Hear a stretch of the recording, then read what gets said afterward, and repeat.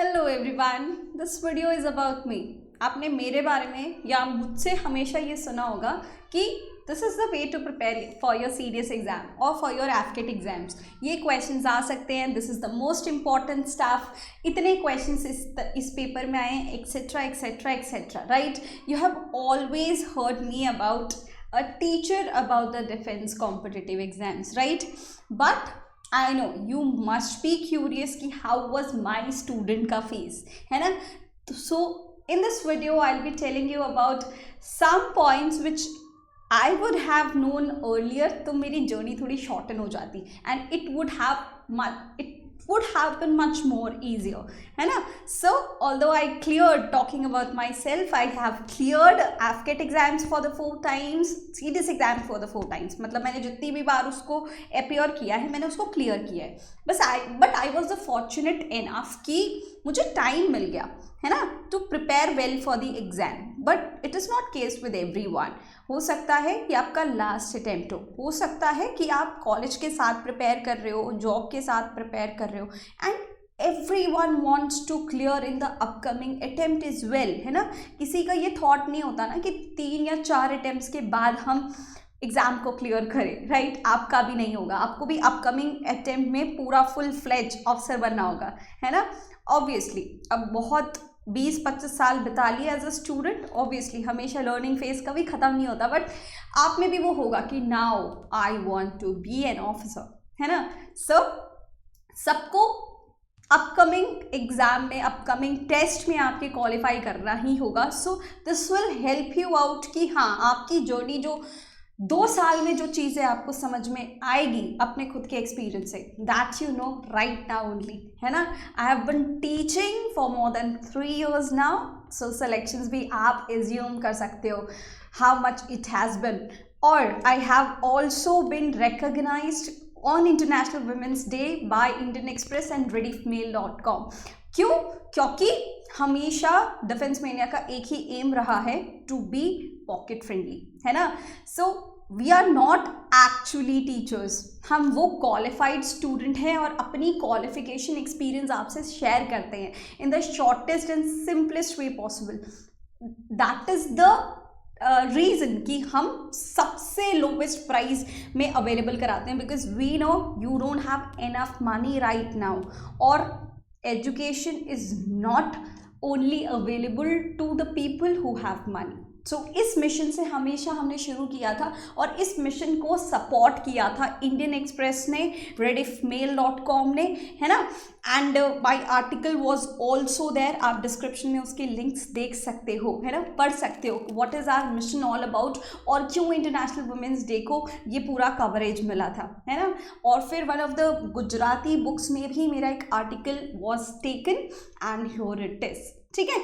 तो ये सब तो अभी की बात हो गई, है ना? इतने सिलेक्शंस, इतने क्वालिफिकेशंस, ये तो अभी की बात हो गई। बट एज आई सेड कि this video is about me, I want to show that student वाला फेज, द क्रेजीएस्ट वाला side of mind, so that you can relate to me. हमेशा ऐसा होता है कि जिसको हमने एज अ मेंटोर देखा होता है उसको हम एक्सेप्शनल इंसान की तरह देखते हैं, है ना, कि एक्सेप्शनल है भाई, इसको तो सब आता है इसको। बट नहीं, जब वो स्टूडेंट होता है वो सेम गलतियां करता है, वो सेम क्रेजीनेस करता है जो आप अभी कर रहे हो। लेट मी शो माइंड, ठीक है? ये सारे मेरे अटेम्प्ट्स के सक्सेसफुल कॉल लेटर्स थे after I clear the serious exam. This video is dedicated to serious, तो हम सीरियस तक ही रखेंगे, है ना? यहाँ पे नॉन टेक्निकल एंट्री कोर्स आप देख सकते हो, 24, 25, 26, 27, ये सारे। It is so you know praise वर्दी मोमेंट कि जब आपको जॉइन इंडियन आर्मी का मेल आए कि कंग्रेचुलेशंस भाई, आपने एग्जाम क्लियर कर लिया है, अब you are called for the next level of testing. So I want each of my student to have this mail, ठीक है?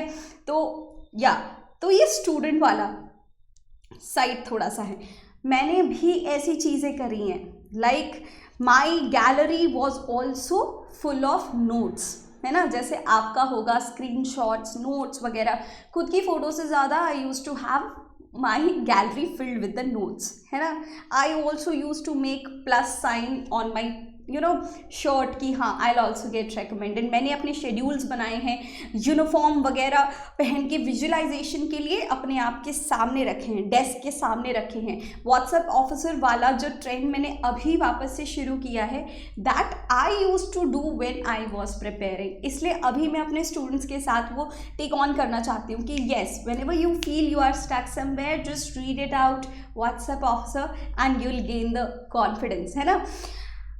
मैं भी बेसिक क्रेजीनेस मैंने करी है कि I use to find each and every topic in the newspaper, उसके notes में बनाती थी। This is cover page by me, जहाँ पे मैं हमेशा करंट अफेयर्स को शॉर्ट फॉर्म में लिखती थी, है ना। I have also drawn so many uniformed armed person last bench पे बैठते हुए कॉलेज के, because I was very clear defence में जाना है, just I have to B graduate, passing marks चाहिए ग्रेजुएशन में, and that is it.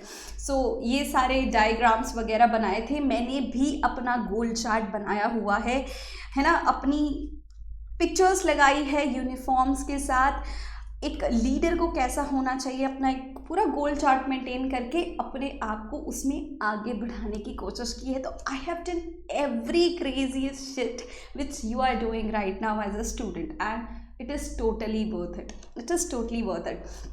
So now I'll be telling you each and every point जो आपको अभी जानना है, एक्सेप्ट करना है, before time goes, time flies, and later on after several attempts you get to know कि यार ये था। So point number 9, accept all of it. जैसे ही डिफेंस की बात आती है, आपके दिमाग में क्या आता है? ग्लैमर, आपका वही ग्लैमर साइड आता है कि yes, iron uniform, ranks, belts, boot, बहुत बड़े बड़े इंस्ट्रूमेंट्स, राफेल, एयरक्राफ्ट वगैरह वगैरह वगैरह। बट एक बात जान लो, जैसे ये रूबिक्स क्यूब है ना, अगर ये उसका ब्राइटर साइड है तो it has a dark side as well, और आपको पूरा एक्सेप्ट करना पड़ेगा इसको। इसमें से आप एक स्क्वायर भी निकाल दो ना, तो इसकी जो गरिमा है वो सारी उतर जाएगी। So don't just get allured by the brighter side. Reality जो एसोसिएटेड है ना इसके साथ, जितनी मेहनत एसोसिएटेड है इसके साथ, उसको इग्नोर नहीं किया जा सकता। और रियलिटी क्या है? बहुत सारी बुक्स, है ना। डिफेंस प्रेपरेशन की बात करो तो यूनिफॉर्म सामने आना is but natural, but you are only looking to the brighter side. You are not looking कि आपको बहुत सारी किताबें पढ़नी पड़ेगी, आपको बहुत सारे MCQ प्रैक्टिस करने पड़ेंगे, रिपीटेटिव रिविजन्स करने पड़ेंगे। What do I mean by repetitive revisions? Articles जो पॉलिटी के हैं, इसको ये ओथ दिलाता है, इसको वो ओथ दिलाता है। हिस्ट्री में इसने इसको मार डाला, इसने इसका सक्सेशन ले लिया, और बहुत सारे साइंस के लॉज, है ना। ये सारी चीज़ें एक बार में याद नहीं होंगी। दिस इज़ वेरी नेचुरल, है ना। मैंने आपको हमेशा हर एक वीडियो में बोला है कि जब आप पहली बार रीड कर रहे हो, कुछ भी याद रखने की कोशिश मत करो, जस्ट हैव ऑब्जर्वेशनल रीडिंग। और आपको 2 से 3 रिविजन चाहिए होंगे, है ना, एक कॉन्सेप्ट बिल्डिंग के लिए। सो रिपीटेटिव रिविजन, एक ही चीज़ों को बार बार देखना, लक्ष्मीकांत को पलटना, कॉन्स्टिट्यूशन को पलटना, GC लियोंग को 1 by 1 लाइन बाय लाइन देखना, है ना। तो repetitive revision, this is the reality associated with the आपका यूनिफॉर्म, ठीक है। So except all of it, you have to do it. Next point जो है, you think you are at 0, perfect, एकदम राइट जगह पे हो, बिल्कुल सही जगह पे हो आप। 0 से मेरा मतलब क्या है? यू आर सेइंग कि यार बहुत लोग तो बहुत फॉर्चुनेट इनफ होते हैं, उनके पहले से ऑलरेडी मार्क्स अच्छे आए होते हैं स्कूल में, कॉलेजेस में, उनके कंसेप्ट्स क्लियर होते हैं, और हमने तो इंग्लिश मीडियम में पढ़ाई भी नहीं करी, हमारा स्कूल भी इतना अच्छा नहीं था, मतलब हमें अभी चीज़ें समझ में भी नहीं आ रही। तो we are at not same ground, wherever you are perfect. 0 पे हो और अच्छा है। मैंने हमेशा रिपीटर्स के बारे में बोला है, चलो मेरे बारे में बात हो रही है, मैं अपना ही एग्जाम्पल देती हूँ। The moment I start preparing about the defence exam, सबने कहा NCERT are the most recommended books. NCERT से शुरुआत की मैंने, क्लास 6 से हिस्ट्री से शुरुआत करी। ऑब्वियसली इस स्टेज पे आके जब आप NCERT रीड आउट करते हो, वो भी 6, 7, 8 क्लासेस की, things are much simpler for you, right. तो मैंने बहुत ओवर कॉन्फिडेंस उसमें शो कर दिया था कि दिस इज़ वेरी ईजी, हो जाएगा, कोई बात नहीं, इसमें नोट्स बनाने की क्या ज़रूरत है, अंडरस्टूड है। बट 1-2 महीने पास हो गए when I proceeded with other subject, और फिर जब मुड़ के देखा हिस्ट्री में एवरीथिंग वाज अवोपोरेटेड। ऐसे लग रहा है कि कुछ किया ही नहीं, कुछ मेहनत ही नहीं हुई, कुछ आता ही नहीं है, क्वेश्चन तो सॉल्व ही नहीं हो रहे। It happens. ये क्यों हुआ? Because of my over confidence कि I am not at zero, ये सारी चीज़ें ईजी हैं मेरे लिए। प्लीज़ डोंट डू दिस, है ना। जो आज अपर स्टेजेस पे हैं उनके साथ भी यही दिक्कत होती है, रिपीटर्स के साथ बहुत दिक्कत होती है। जब वो पढ़ने बैठते हैं बहुत सारी चीज़ें उन्होंने पढ़ी हुई होती है, तो they just ignore it, they do not go system in a systematic way, और अल्टीमेटली जो हर बार रिजल्ट होता था, नॉट क्लियर द एग्जाम, और वो ही रेप्लिकेट होने लगता है ना। So to all my repeaters, zero से शुरुआत करो, उस तरीके से शुरुआत करो कि पहले कुछ भी नहीं पढ़ा था, ठीक है। सिस्टमैटिक वे में पढ़ाई करो, and already who are at zero, congratulations, आपको पहले नीचे नहीं आना पड़ेगा, आपको बस ऊपर ऊपर ऊपर ऊपर ही बढ़ता जाना है, and that is the great point for you. Okay, next point, ये सबसे बड़ा मिथ है जिसमें मुझे बहुत बड़ी हार मिली है, इवन बहुत लोग इसी पे आके अटक जाते हैं। SSB preparation starts after you qualify your series and AFCAT exam.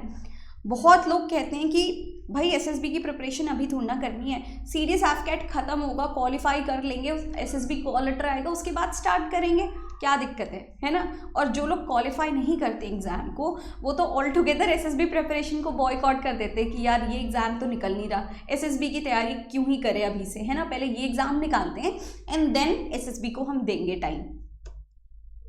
Please no, don't do it, क्योंकि ये AFCAT series is just your written exam जो मोर ओवर नॉलेज बेस पे फोकस करता है, moreover, not everything on it, knowledge का, ठीक है, please mind my words. So moreover knowledge पे ही फोकस करता है, जबकि SSB जो आपका है वो किस पे फोकस करता है, आपकी पर्सनैलिटी, आपके ट्रेड्स पे, आपके स्किल्स पे फोकस करता है।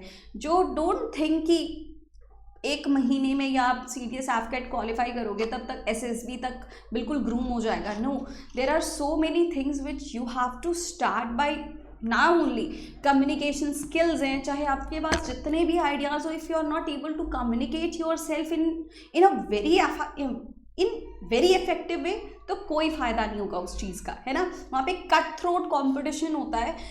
स्क्रीनिंग में you just get only 1 minute to prove yourself, to prove your traits, to showcase yourself, है ना। उस चक्कर में you lose the ground if you don't have good communication skills.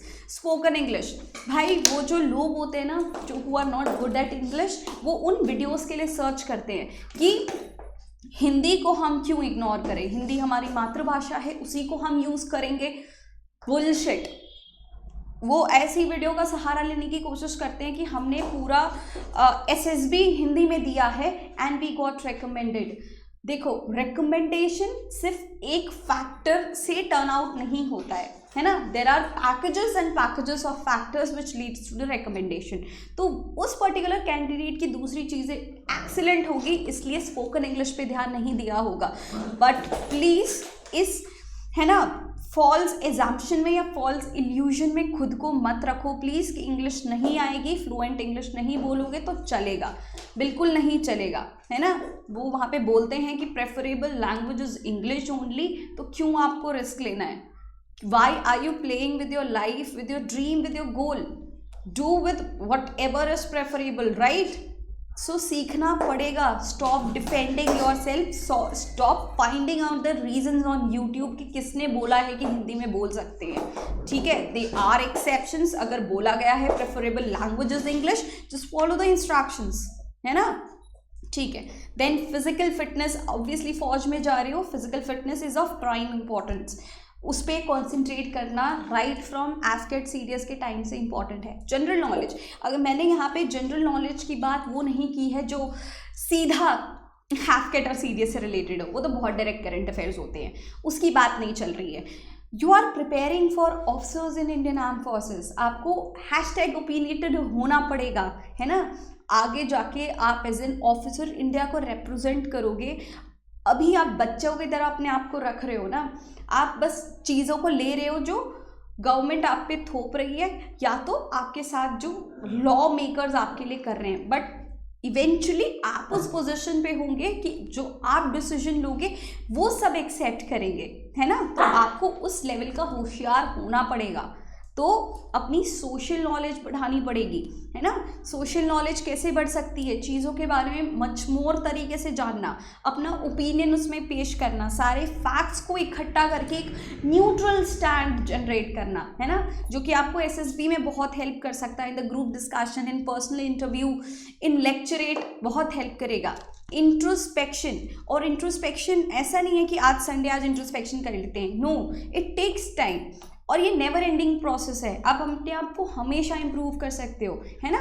Introspection अगर मुझे करना है तो मेरे हर एक बिहेवियरल पैटर्न पे हो सकता है। The way I deal with my parents, the way I deal with my friends, my seniors, my juniors, my students, है ना। इंट्रोस्पेक्शन हर जगह पे हो सकता है और वहाँ पे इम्प्रूवमेंट आपको हर जगह पे मिल सकता है, ठीक है। जो 15 OLQ दिखाए जाते हैं आप ज़बरदस्ती एसएसबी में फिट करने की कोशिश करते हो, no, unless until it becomes your normal behaviour कुछ नहीं हो सकता। SSB people assessors are just experts, they find out कि आप नॉर्मली बिहेव कर रहे हो या आप इंटेंशनल बिहेवियर शो कर रहे हो, है ना, उनको पता लग जाता है। तो अनलेस अनटिल आपके डेली रूटीन में, डेली लाइफ में ये 15 OLQ शो नहीं हो रहे हैं, there is no meaning of preparing for it, ठीक है। तो SSB preparation don't start after you qualify the CDS AFCAT exam, it starts the day you think कि मुझे डिफेंस में जाना है, ठीक है। सो इस मिथ में बिल्कुल मत रहना। The next point is subjects are very difficult to understand.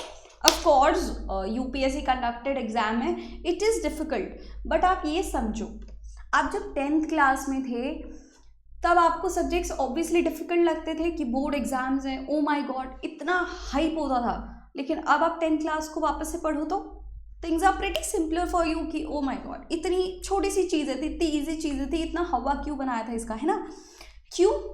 क्योंकि तब आप सब्जेक्ट्स को अपने ऊपर हावी रखते थे, है ना, और अब यू आर अबव इट। तो ये मानना जितनी अच्छे से छोड़ दोगे ना कि सब्जेक्ट्स बहुत डिफिकल्ट है, नहीं हो रहे, नहीं पूरे होंगे, तब तक आपको कुछ समझ में नहीं आएगा। जैसे मैंने आपको कोर्स में वीडियोस में बोला था कि I want you to get married with these subjects, मैं तो आपकी शादी करा रही थी कोर्स के अंदर, है ना। और उस शादी के पीछे my intention was to make you love the subjects, चाहे कार्टून्स बना के हो, प्रैक्टिकल लाइफ से चीज़ें बता के हो, कोई भी तरीके से हो, सब्जेक्ट्स आर नॉट डिफिकल्ट, आप उससे ऊपर आओ, है ना। I will make subject so much simple for you कि जैसे लक्ष्मीकांत है उसको एज इट इज़ नहीं पढ़ना है, I will give you the sequence कि उस सीक्वेंस से भी आप सेल्फ स्टडी कर रहे हो, तो this should be the way, है ना। और इसको डिकोड करने में लगभग 3 महीने लग जाते हैं, that I just told you like this, है ना। सो सब्जेक्ट्स आर सिंपलर, उनसे सीख करो, हेल्प लो, गाइडेंस लो, जो इस एग्ज़ाम को क्वालिफाई कर चुके हैं, है ना। Like I have qualified the exams, I am making people qualify their exams now. जैसे एक स्लाइड ने आपके 3 महीने बचा दिए, सोचो पूरा कोर्स आपके कितने साल बचा सकता है ना। सो द पॉसिबिलिटीज़ कि आप अपकमिंग एग्जाम में ही अपना एग्जाम क्लियर कर सकते हो। Just have believe, have trust, my intention is just to make you love with the studies, है ना। सब्जेक्ट्स को बड़ा मानने से कुछ नहीं होगा। It should be like yes polity क्या है, नरेंद्र मोदी ने ये किया, वो पीएम है, काउंसिल ऑफ मिनिस्टर्स ने ये किया, XYZ, है ना। सो लव योर सब्जेक्ट्स, उसके बिना काम नहीं चलेगा, है ना। अब आपको इन्हीं के साथ डीलिंग करनी है, यही तरीका है वो ऑफिसर की वर्दी पाने का, तो इनसे बैर रख के तो कुछ नहीं होगा। स्टार्ट लविंग सब्जेक्ट्स, उनके हार्ट को जानने की कोशिश करो, what these subjects stands for, ठीक है। ठीक है, मैंने उसमें आपको न्यूज़पेपर का सारा सिंप्लीफिकेशन दे दिया था। यू आर वेरी कंफ्यूज कि न्यूज़पेपर पढ़ना चाहिए या नहीं, मैंने वो सारी क्लैरिटी आपको दे दी थी कि कौन सा पेज पढ़ो, कौन सा पेज मत पढ़ो, इस पेज में आपको क्या पर्टिकुलर सेक्शन पढ़ना है, क्या नहीं पढ़ना। Okay, I am planning to make dedicated video on कि न्यूज़पेपर एक वेस्ट ऑफ टाइम है या एक मस्ट है, मतलब सारे प्रोज एंड कॉन्स और कितना टाइम देना चाहिए, कौन सा, अ dedicated video on it. If you want that video please write in comment section. अगर सबसे ज़्यादा कमेंट्स मुझे उसी पार्ट पे आते हैं then I will definitely make a dedicated video on newspaper reading, ठीक है। Okay, so things are very much simpler, very much accessible and very much affordable for you। तो एक बार इसको प्लीज चेक कर लेना, ठीक है। This is defence mania 2.0 app, okay, ठीक है। नेक्स्ट एडवाइस इज, दो एडवाइस जिंदगी के लिए, तैयारी से पहले PYQ, तैयारी के बाद मॉक टेस्ट। इन दो चीज़ों को बिल्कुल नहीं भूलना है, ठीक है। अक्सर मैंने ये गलती की है और सब लोग ये गलती करते हैं कि मैं PYQ लेके बैठती हूँ, मुझे बहुत दुख होता है कि पेपर टफ है, मुझे समझ में नहीं आ रहा, तो I just keep reading reading reading reading कि एक दिन मेरे लिए पेपर सिंपलर हो जाएगा, बट ऐसा नहीं होगा। जो भी सोर्स आप पढ़ते हो आपको पता होना चाहिए कि क्वेश्चन इससे कैसे आएंगे, है ना। तो PYQ should always be in front of you, ठीक है। और तैयारी के बाद मॉक टेस्ट बहुत ज़्यादा ज़रूरी है, बहुत ज़्यादा ज़रूरी है। क्यों? क्योंकि हमेशा number of mistakes, number of गलतियाँ, number of every damn shit should happen in mock test. आपके पास कोई गलतियाँ ही नहीं बचनी चाहिए कि आप अपने एग्जाम में करो, राइट। जैसे मेरे साथ भी ऐसा हुआ था कि मेरे में पहले ये कमी थी कि मैं अपने आप को स्टॉप नहीं कर पाती थी, मैं ओवर अटेम्प्ट कर देती थी क्वेश्चंस, है ना। तो ओवर अटेम्प्टिंग की वजह से नेगेटिव मार्किंग ज़्यादा हो जाती थी। तो ये चीज़ अगर आप एग्जाम में डायरेक्टली जाके करोगे ना तो there is no going back, you are going to fail for sure. But ये चीज़ अगर आपने मॉक टेस्ट में करी होगी तो आई कैन सजेस्ट यू कि please don't do this mistake, है ना। मॉक टेस्ट देकर आप ये रेक्टिफाई कर सकते हो, ठीक है। और मॉक टेस्ट देने का फ़ायदा क्या है कि आप टाइम भी मैनेज कर पा रहे हो या नहीं, मतलब आप क्वेश्चन सारे सॉल्व कर सकते हो अगर आपसे इंडिविजुअल सब्जेक्ट्स के कराए। बट पीपल फेल जब सारे सब्जेक्ट्स एक साथ आ जाते हो, उनसे टाइम मैनेज नहीं हो पाता। तो lots and lots of things get prepared when you do PYQ तैयारी से पहले और मॉक तैयारी के बाद। तो ये दो एडवाइजेस जिंदगी के लिए बहुत ज़रूरी है, ठीक है। Okay, the next countdown number 4 advice is we cannot solve questions by reading everything from the books and the source। ये सेम कंटिन्यूएशन वाली चीज़ है कि it will happen कि आपने लगभग सब कुछ पढ़ चुका है but when it comes to question solving आपको कुछ नहीं आता। बहुत लोग मुझसे रिलेट कर पा रहे होंगे और बहुत फ्रेशर्स होंगे, उनको मेरी बात कुछ महीनों बाद समझ में आएगी, then you will get back to this video again, है ना। सो इट विल हैपन कि आप क्या भूलने के लिए पढ़ रहे हो, आप पढ़ रहे हो भूल रहे हो, पढ़ रहे हो भूल रहे हो। वो कहते हैं ना कर कर और दरिया में डाल जैसी चीज़ें आपके साथ होंगी। This is bound to happen, don't worry. तभी एक टर्म मैंने यूज़ किया था, दैट वाज रिपीटेटिव रिविजन। करना पड़ेगा, है ना, this is the part. Next चीज़, आप अभी तक सिलेबस ही गलत पढ़ रहे थे। सिलेबस, चलो मैं किसी और सोर्स का नाम नहीं लूँगी, दिस इज UPSC की नोटिफिकेशन, CDS का नोटिफिकेशन, जहाँ पे लिखा होता है standard and syllabus of the examination. इसमें इसने लिखा है इंग्लिश, जनरल नॉलेज, मैथमेटिक्स वगैरह वगैरह। और भी साइट्स देखोगे तो डिटेल टॉपिक्स के नाम लिखे होंगे। Do you think this is the syllabus? No, you are wrong. इस सिलेबस में भूलना, रोना, फ्रस्ट्रेशन कहाँ लिखा है? उसको आप सिलेबस ही नहीं मानते हो। क्यों? कौन सा ऐसा बच्चा है जो भूलता नहीं है पढ़ने के बाद? कौन सा ऐसा बच्चा है जो तैयारी के समय रोया नहीं होगा? आई have also cried, admitting right now on this video. I have also got frustrated कि एग्ज़ाम क्लियर कैसे होगा, इतनी सारी चीज़ें पेंडिंग हैं, प्रैक्टिस करनी है, इतने सारे सब्जेक्ट्स, इतने सारे कमिटमेंट्स, कैसे होगा? सिलेबस में तो लिखा ही नहीं है कि आप फेल हो रहे हो, मॉक टेस्ट में मार्क्स नहीं आ रहे, आप 100% अपना दे रहे हो बट आउटपुट कुछ भी नहीं निकल रहा। कहाँ लिखा है सिलेबस में? कहाँ लिखा है कि आप अपने आप को लेस फॉर्चुनेट समझने लगते हो कि यार मैं अच्छे स्कूल में पढ़ा होता, या पहले किसी ने गाइड कर दिया होता, या कोई अच्छा सोर्स मेरे पास होता तो बढ़िया होता, है ना। आप अपने आप को कम इंटेलिजेंट समझने लगते हो, है ना। ये हर एक बच्चे के साथ होता है, हर एक कैंडिडेट के साथ होता है। This is the part of syllabus, you have to accept it. अगर आपको ऐसा लगता है कि you are facing all this and something is wrong with you, you are wrong. And nothing is wrong with you. You are the something which is wrong. This is part of your syllabus. So जब आप इन चीज़ों से go through कर रहे हो ना, just believe it, this is a part of syllabus and this will end sometime. ठीक है, जो चैप्टर शुरू हुआ है उसे ख़त्म होना ही है. सिलेबस है ये आपका, बिलीव इट. ठीक है, तभी अपने आप को लेस फॉर्चुनेट मत समझो. This is part of your syllabus और आपको इसको गो थ्रू करना पड़ेगा if you want to qualify for this exam. ठीक है, next countdown number 2, tell yourself to shut up first. This is very important. अपने आप को बोलो कि यार बस तू चुप रहे, और सबसे पहले तो अपने दिल को बोलोगे चुप रहे, है ना. ये बॉलीवुड हंगामा, ये बॉलीवुड का बहुत ज़्यादा हो चुका है, अब नहीं चलेगा. समझ में आ रहा है कि दिल की सुनो, दिमाग की सुनो. Don't go with your emotions. आप टाइम टेबल बनाते हो, चार्ट बनाते हो, गोल लिस्ट बनाते हो, सब बनाते हो. एक हफ्ते बाद, एक महीने बाद क्या होता है? You want to go for some party, you want to go for that, this, ये वो अपने आप को बहाने दे रहे हो तुम. पता है सबसे ज़्यादा किससे डरना चाहिए? मैं सबसे ज़्यादा किससे डरती हूँ? मैं खुद से सबसे ज़्यादा डरती हूँ. जितनी डांट मुझे खुद से पड़ी है ना, उतनी मेरे पेरेंट्स से, मेरे टीचर्स से कभी मुझे नहीं पड़ी होगी. Because I use to scold myself. I was very harsh teacher for myself. Obviously I am not that harsh for my students right now, क्योंकि उसकी ज़रूरत नहीं पड़ती. वो कम ढीठ है मुझसे, मैं ज़्यादा ढीठ थी. तो I have to be very strict with myself. I use to scold myself, Shivani stop doing this. What do you want to do? नहीं क्यों क्वालिफाई करना एग्जाम? फेलियर में अपना नाम चाहिए, 0 रिजल्ट फाउंड PDF में, ये this is something you want? No ना.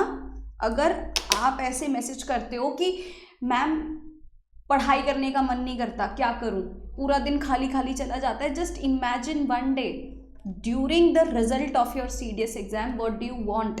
जब PDF में अपना UPSC रोल नंबर सर्च के लिए टाइप कर रहे होंगे, what do you want? You qualified your exam or no results found? What do you want?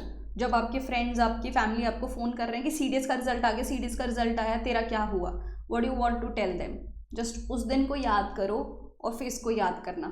जब आपके फ्रेंड्स जो क्वालिफाई करके SSB में जा रहे होंगे ना, जब वो आपको फ़ोन कर रहे होंगे कि यार SSB में वाइट शर्ट ज़रूरी होता है क्या, वाइट शूज़ ज़रूरी होता है क्या, तब जाके उनकी बस हेल्प करना, है ना. अपना बैग मत पैक करना SSB के लिए.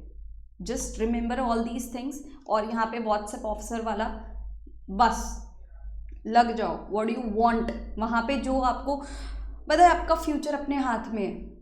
आपको रिजल्ट के दिन क्या चाहिए, रिजल्ट के बाद क्या चाहिए, वो अभी होने वाला है ना.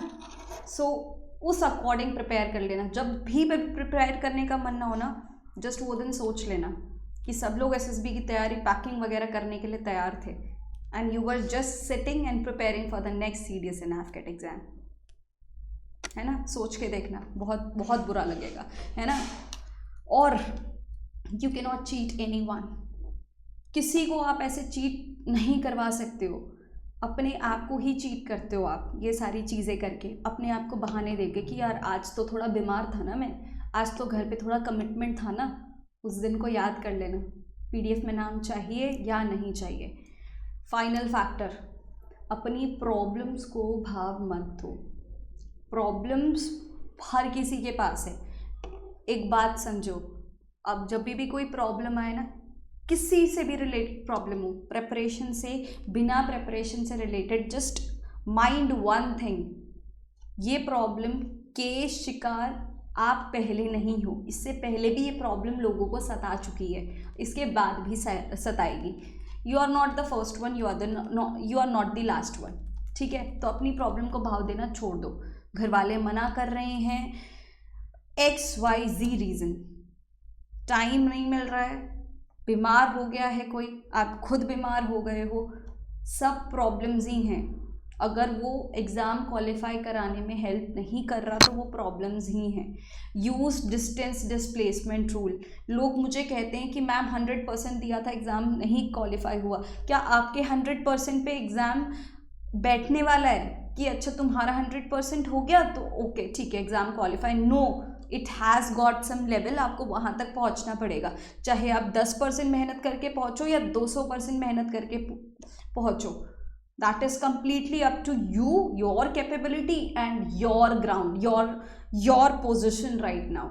डिस्टेंस डिस्प्लेसमेंट रूल आपके 100% से मैटर नहीं करता, आप कितना घूम के आए हो, कितनी मेहनत करी है, नथिंग मैटर्स। मैटर करता है कि आप में कितना ग्रोथ आया है ना। Distance does not matter, displacement matters. चाहे आप 500 किलोमीटर चल के आए हो, फर्क नहीं पड़ता, क्या पहुंचना था वहां पहुंचे हो, that only matters. Distance displacement rule नहीं, वर्क डन वाला रूल लगा लो। क्या रूल होता है वर्क डन का? फिजिक्स के अकॉर्डिंग, फिजिक्स लगती है ना इसमें, work done is equals to 0 if displacement does not happen, है ना। डिस्प्लेसमेंट नहीं हुआ है तो चाहे अपना दिमाग फोड़ दो, अपना सर फोड़ दो, अपनी जान दे दो, work done is equals to 0। तो अगर डिस्प्लेसमेंट नहीं हुआ है, आपका वर्क डन 0 है, it does not matter at all. Displacement करो, फिर अपना वर्क डन कैलकुलेट करो, that only and only matters. So these are my points, जो अगर मुझे पहले अटेम्प्ट में पता होता तो चीज़ें बहुत आसान हो जाती, है ना, चीज़ें बहुत आसान हो जाती, बहुत स्मूथली एग्जाम क्लियर हो गए होते। बट कोई बात नहीं, I got it right now. आपका ये फर्स्ट अटेम्प्ट होगा या तो अपकमिंग अटेम्प्ट होगा, उसके लिए प्लीज़ टेक केयर। कोई भी बात मेरे लिए हो तो please write down in the comment section. Either way, what do you think about this particular video? Do let me know. I'll see you guys in the next series. Till then, goodbye and Jai Hind.